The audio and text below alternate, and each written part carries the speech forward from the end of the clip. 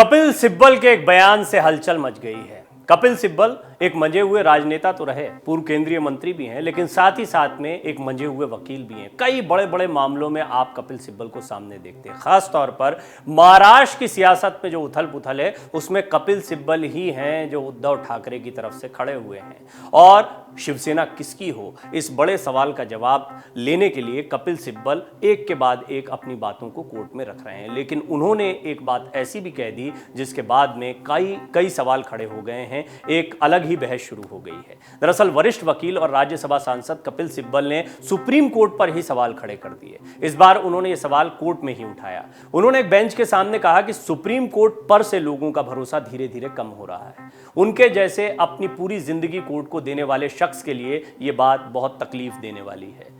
Samajwadi party के कद्दावर नेता आजम खान के बेटे अब्दुल्ला आजम खान की अपील पर बहस के दौरान वरिष्ठ वकील कपिल सिब्बल ने यह बात कही है। मंगलवार को सुप्रीम कोर्ट की एक पीठ के सामने उन्होंने कहा कि संस्था पर विश्वास धीरे धीरे कम हो रहा है।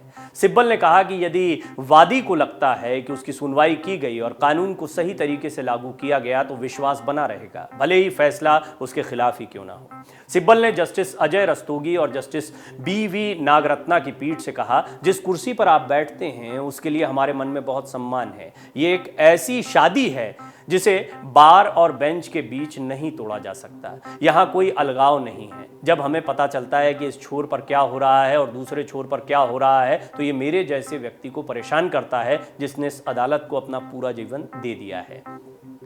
कपिल सिब्बल की बात पर जवाब भी मिला है कोर्ट में। जस्टिस रस्तोगी ने क्या कहा वो भी आपको बताते हैं। जस्टिस रस्तोगी ने कहा, हम हमेशा कहते हैं कि बार और बेंच रथ का पहिया है, लेकिन जमीनी हकीकत है कि ये दो पहिए हैं। भगवान जाने एक पहिया कहां जाता है और दूसरा पहिया कहां जाएगा, जबकि रथ कहीं रहता है।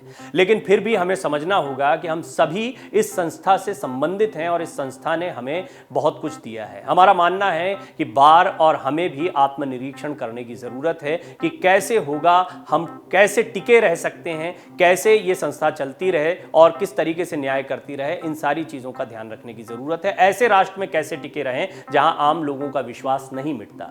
विश्वास बहाल होना चाहिए। सिब्बल ने जवाब दिया, अगर बार और बेंच दोनों खेल के नियमों का पालन करेंगे तो स्थिति में विश्वास कायम रहेगा।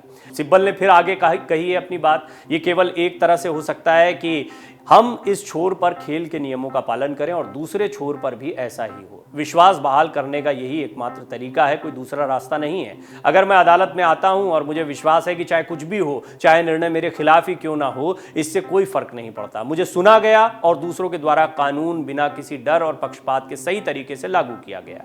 अगर ये चीजें होती हैं तो विश्वास बहाल हो जाएगा। इससे कोई फर्क नहीं पड़ता कि हम हारते हैं या जीतते हैं। हमें अक्सर पता होता है कि मामले पर क्या होना है। हम मुवक्किलों को भी ये साफ गोई से बता देते हैं। रोजाना हमें कुछ मामलों में हार का सामना करना पड़ता है तो कुछ मामलों में जीत भी मिलती है। महत्वपूर्ण यह है कि संस्था में हमारा विश्वास है जो धीरे धीरे कम हो रहा है। इस पर जस्टिस नागरत्ना ने क्या कहा वो भी समझने जैसा है।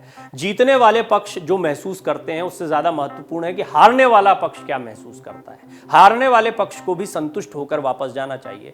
सिब्बल अब्दुल्ला आजम खां की ओर से दलीलें पेश कर रहे थे। 2017 में स्वार निर्वाचन क्षेत्र से चुनाव रद्द किए जाने को अब्दुल्ला आजम खान ने चुनौती दी है। सिब्बल ने कहा था कि सुप्रीम कोर्ट से कोई उम्मीद नहीं बची है। हाल ही में सुप्रीम कोर्ट पर इसी तरह के कुछ सवाल जो है वो कपिल सिब्बल ने खड़े किए थे। सिब्बल ने एक सार्वजनिक कार्यक्रम में कहा था कि सुप्रीम कोर्ट से कोई उम्मीद नहीं बची है। उन्होंने कहा था, मैंने यहाँ 50 साल प्रैक्टिस की है, लेकिन अब ये कहने का वक्त आ गया है, अगर हम नहीं कहेंगे तो कौन कहेगा।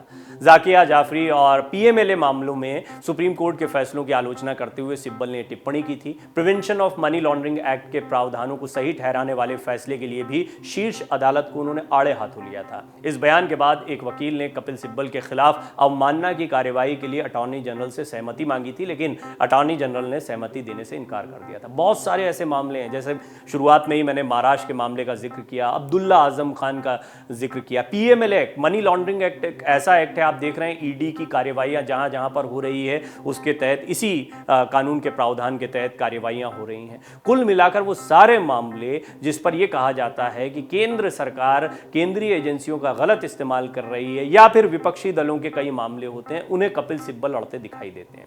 वो एक तरह से विपक्ष की राजनीति के वकील भी हैं। ऐसा आमतौर पर होता भी रहा है और हमने यही देखा है कि वकालत करने वालों को या वकीलों को राजनीति में इसलिए तवज्जो भी मिलती है। वो अकेले वकील नहीं है, ऐसे बहुत सारे वकील हैं। दोनों ही खेमों में आप एक से एक बढ़कर वकीलों को देखेंगे जो कानूनी कार्यवाहियों में भी पूरी तरह से रमे रहते हैं और साथ ही साथ में राजनीति को भी आगे बढ़ाते हैं। लेकिन कपिल सिब्बल एक ऐसा चेहरा रहे जो कांग्रेस की राजनीति का कद्दावर चेहरा रहे। अब समाजवादी पार्टी के समर्थन के साथ वो राज्यसभा में पहुंचे हैं, लिहाजा अब भी उनका पूरा हमला जो है वो केंद्र सरकार या बीजेपी के खिलाफ एक तरीके से रहता है और साथ ही साथ में वो कई ऐसे मामलों की पैरवी करते दिखाई देते हैं जिन मामलों में केंद्र सरकार पर या बीजेपी पर भी कई बार सवालिया निशान खड़े होते हैं। लेकिन यहां पर उन्होंने सवालिया निशान खड़े कर दिया सुप्रीम कोर्ट पर ही।